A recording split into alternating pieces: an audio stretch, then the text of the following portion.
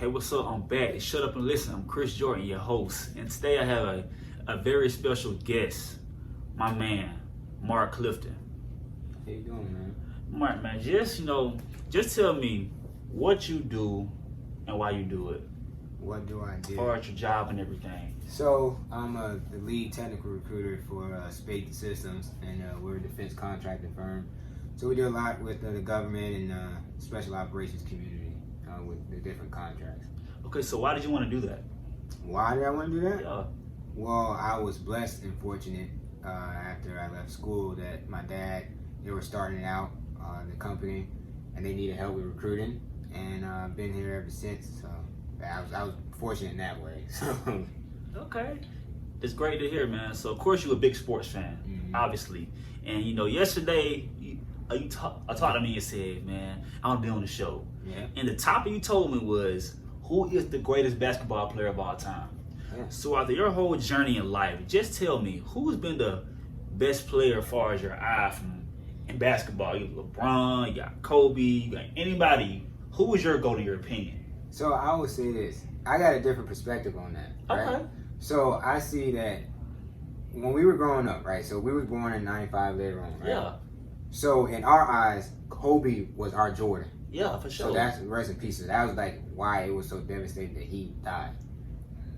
So you go and I think in the '90s, Jordan's a GOAT. Okay. 2000, Kobe's a GOAT. Cause me and you can sit, we can sit up and like, hey, I remember when I was 5 and 6 watching the Lakers. Watching them play. I don't remember watching Jordan. I remember watching Jordan with the Wizards. Yeah, Wizard when he was fat and out of shape and everything. You see what I'm saying? Yeah. So I'm like, well, Kobe's a GOAT in the 2000s. Then you go into 2010s, well, you can say Bron's a GOAT. Yeah, definitely, you can. I agree. So it's kind of hard for me to say who's the greatest player of all time. Because then you got to add the factor in, you talking about the greatest winner.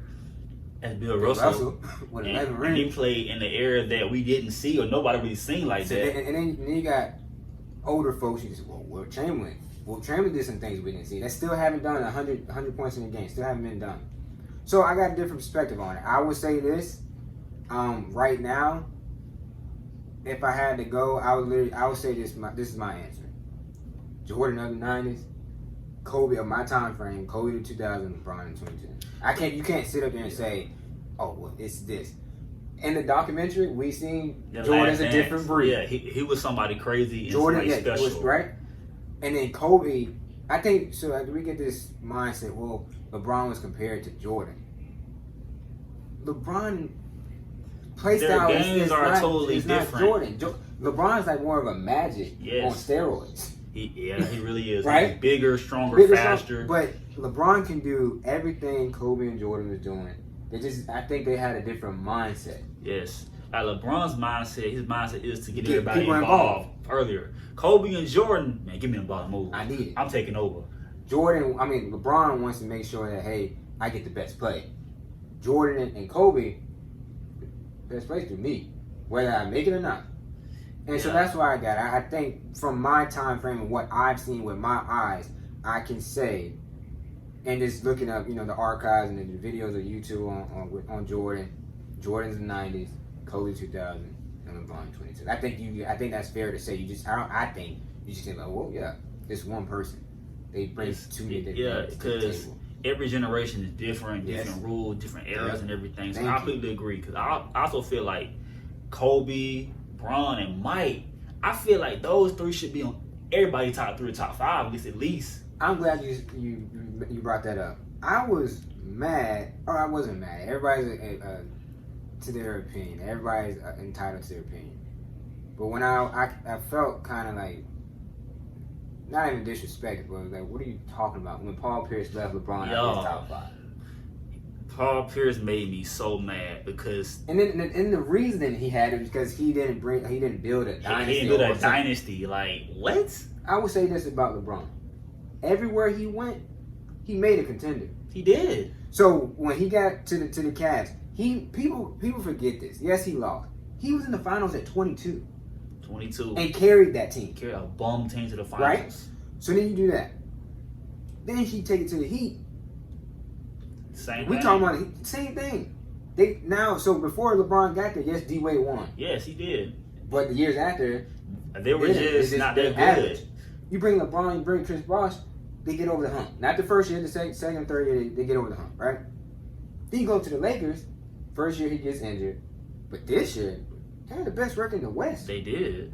So everywhere he went, he made a topic and he made a contender that you can't. Oh well.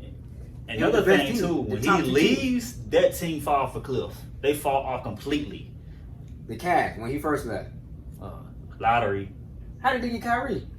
Lottery. How did they get the Bennett kid that was a bust? Lottery. That's what I'm saying. And when he left the Heat, it took them a while to get back to the playoffs. They didn't make the playoffs. They made the playoffs. They didn't make it. So it's just everywhere he goes, he makes a contender. He makes them a championship contender. Like they're in the conversation instantly, right there. He gets whatever he gets. He signed the contract. You're a contender. He can say one thing Jordan couldn't say. Jordan ain't Kobe. Everywhere I've been, when I leave, that team falls off completely. So you seen the documentary, right? I seen it. Jordan, when he left, that next year, didn't they make the playoffs? Yeah, they won 55 games. They made the playoffs. Yeah, they won 55 games. The following year, they fell off. But that next year, they was in the playoffs. It was a good team. Phil Jackson, Pippen, and cool coach. Man, so they had a squad. Yeah, so I got like I said, I got a different perspective on it. I think those three guys are just different. You're right. They're just different. Now, on this segment, I'm kind of changing a little bit. I'm making some questions. Okay. Just give me a yes or no answer. All right. Yes or no, and after I choose one question, we'll elaborate a little more on it. Okay. So just answer the question. So, first question. Who is the next iconic athlete? In all sports? Yeah. Ooh. That's a good question. Next iconic. Wow. I come back to it. Yeah, because I don't know. Better quarterback, Manning or Brady? Brady. Okay, number 3. Who's the biggest bust in sports history?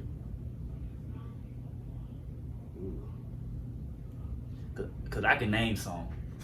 Kwame Brown, the dude, the guy that went to Ohio State, Greg Oden, he's the biggest bust to me in my opinion. I don't think so.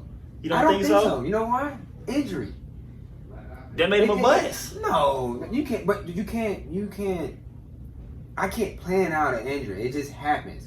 Now, if he was just trash, well, Kwame Brown was trash. You can say that. You can say that. He probably my biggest bust. Okay, you can say that. But I think the biggest bust is the Bennett kid that the Cavs picked. Oh, the Bennett, the number 1 pick. Yes, I think that was like he was. doing. Yeah, he was. Was in the league for like 1 or 2 years. Like 1 or 2 years, and now he's gone. Right. He just left. I think that's a bust. But Greg Oden, I don't think. And even Okafor, I don't think it was a bust because it's injuries. If you came in the league and you was still doing your thing, okay. The duration of an average professional career, is not that long. It's not. So we can't say, oh, he only played 3 years. No, that's not a bust. You played right. Average years. You got a point. And number 4, who's the best team ever? In all sports? In all sports. Oh wow. You think the Bulls, 96 Bulls, Golden State with Kevin Durant, you think the 80s Celtics, 80s Lakers, Shaq and Kobe Lakers, do you think the best team, or the baseball Brady Patriots? Like, just tell me your team, you think the best team ever? I would say the Bulls. The Bulls. I would say the 90s Bulls. I would say. That's I would argument. say the 90s Bulls. Now, you can have an argument about the 73-9 Warriors, but what they say? They didn't win. No ring. They don't mean without a ring. They don't mean without a ring. So. And the last one should be easy to me. How would you describe yourself? Introvert. Plain and simple. I'm an introvert. Weird, but I love sports. I love fashion. I'm a UNC diehard, Tar Heel. I can tell, diehard. Hey, this guy is shirt, shoes, hat, everything. I'm a Tar Heel fan, but I'm a huge introvert. And I'm kind of, like I said, I'm a weird dude. I'm quiet, but I love different things. So. I feel you. So back to one. Mm-hmm. Who is the next iconic athlete?